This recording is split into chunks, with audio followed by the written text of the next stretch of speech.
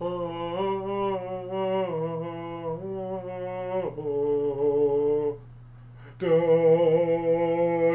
guys, it's Sam, and welcome to another video. So today I'm going to be giving you my brutally honest opinion on Xbox's showcase event. Honestly, I have a lot of thoughts about it, and I'm kind of a mixed bag. There's a lot of moments that I thought were pretty great, and some that I thought kind of missed the mark. I think there was some extremely high expectations for this, almost unrealistic, and so I know a lot of people are going to be mad at Microsoft regardless of what they showed. So I'm going to try and go into this as honest and level-headed as possible. But with that, let's just go ahead and hop right into it. So I wrote down my thoughts and reactions live as the event was happening. Now that I've had some time to calm down, relax, and reflect on it, I have a lot of opinions on how the event went. So the event started off just like I expected it. Microsoft came right out of the box showing Halo Infinite. And we got this cool, interesting cinematic trailer of Chief's armor being built with like some philosophical nonsense being talked about in the background. You know, just a standard cinematic trailer, nothing too crazy.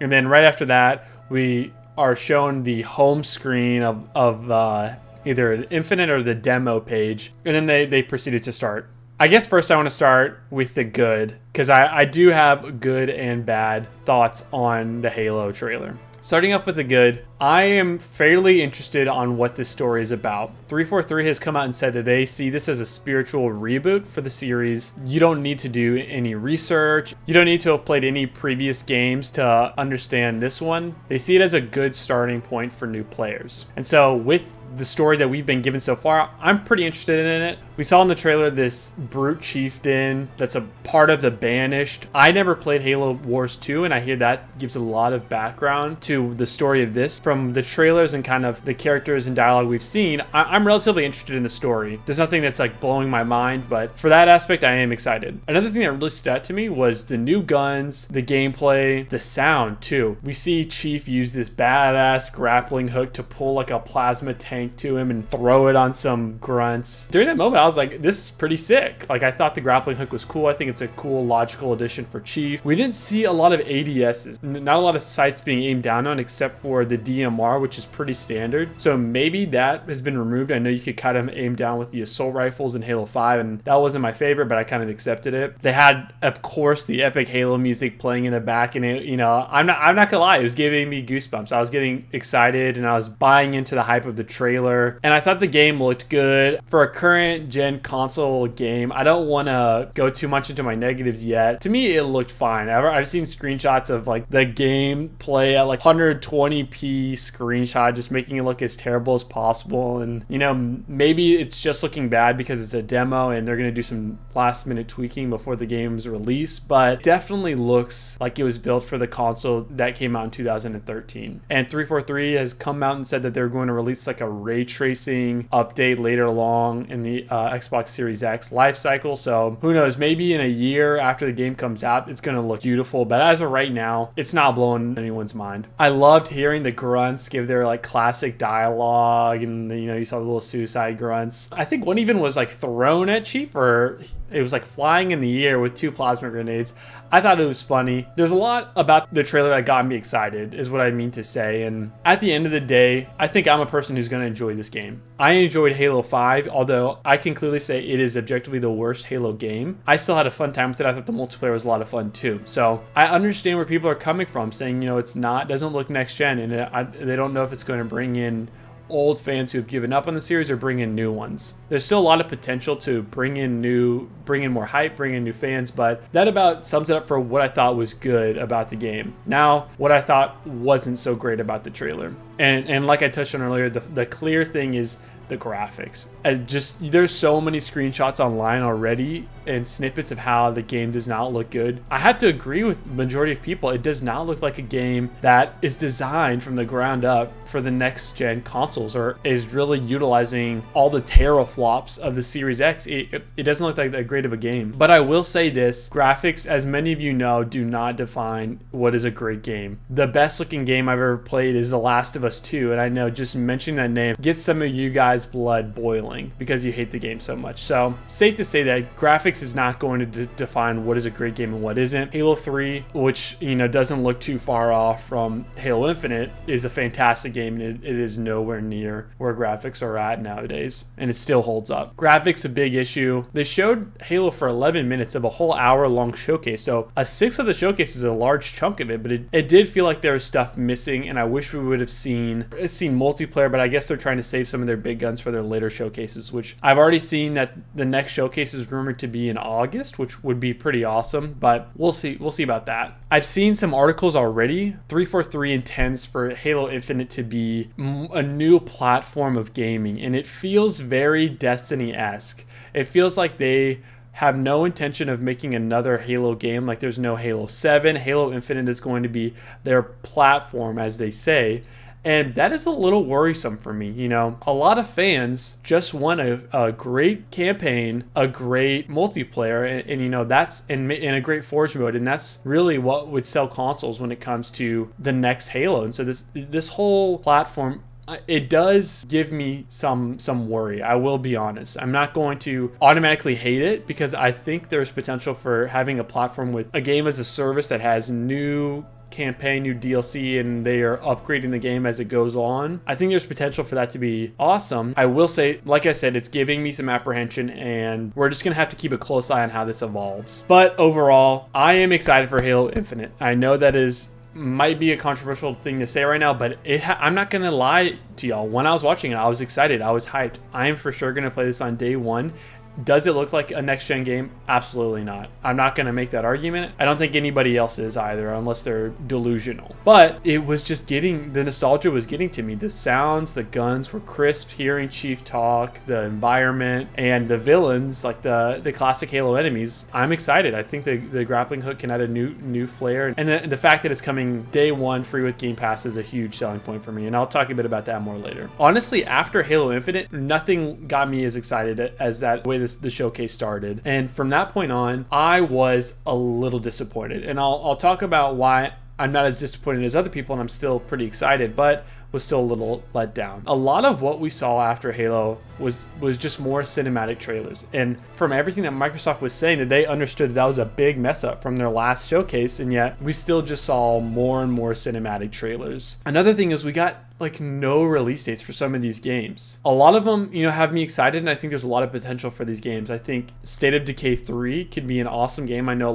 there's a lot of State of Decay fans out there. Motorsport 8, they showed a bit of how that looked in engine, and it does look fantastic, but this could come out in 3 years. We don't know. Some games that did stand out for me, I still think Everwild looks really great. I'm definitely having my eye on that game, and I think Rare has something that can be potentially special on their hands, and they showed a longer, no gameplay, a longer cinematic trailer for that game. They showed how Ori and the Will of Wisps is being enhanced for Xbox Series X, so it'll be at 120 frames per second, and I think this is really cool for people who are going from a PS4 potentially to an Xbox Series X, because it is a fantastic game. Playing it at 120 frames sounds like a great experience, but people who have an Xbox One, who cares? We saw a trailer for Obsidian's new RPG they're working on called Avowed, and I have no doubt that this is going to be a fantastic game. It looked medieval, very Skyrim-esque, and Obsidian really can make great RPGs. They're really kind of filling that hole that Bethesda has left. Now that they're no longer in the good eye of the public, Obsidian really is making some great games. My issue is that it's just a cinematic trailer. We saw The Outer Worlds come out late 2019, so Avowed could come out in 2023. We have no idea. It's awesome that it's coming for free with Game Pass, and again, that is such a great value, paying $60 a year and getting all these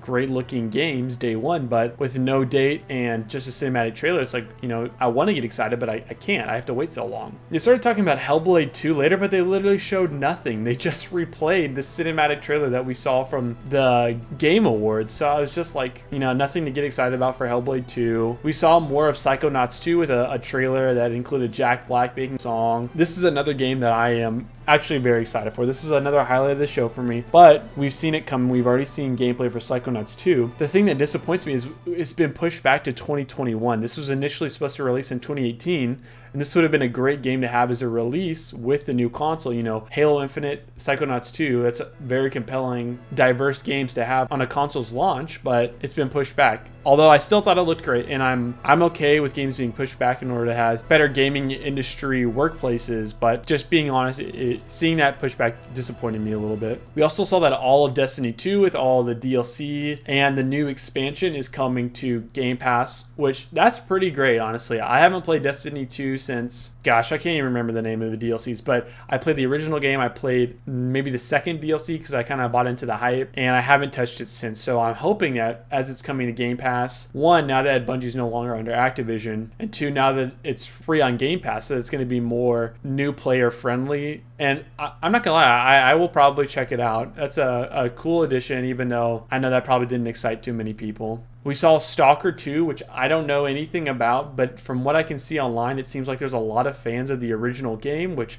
that's a great moment. But again, a cinematic trailer, no gameplay, no launch, no year on when the release date is. Another game that I thought looked cool was Warhammer Darktide, and I really don't know much about this game, but I just thought the trailer looked pretty sick. But again, I hate to beat a dead horse. It's just another cinematic trailer. You know, no gameplay, nothing to get hyped about.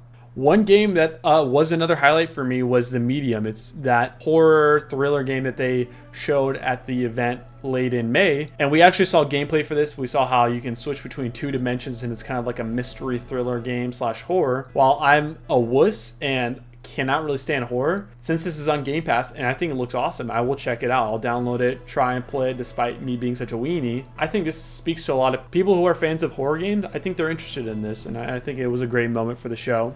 And lastly, we saw Fable 4. And I am a huge Fable fan. Fable 1, Fable 2, some of my favorite games.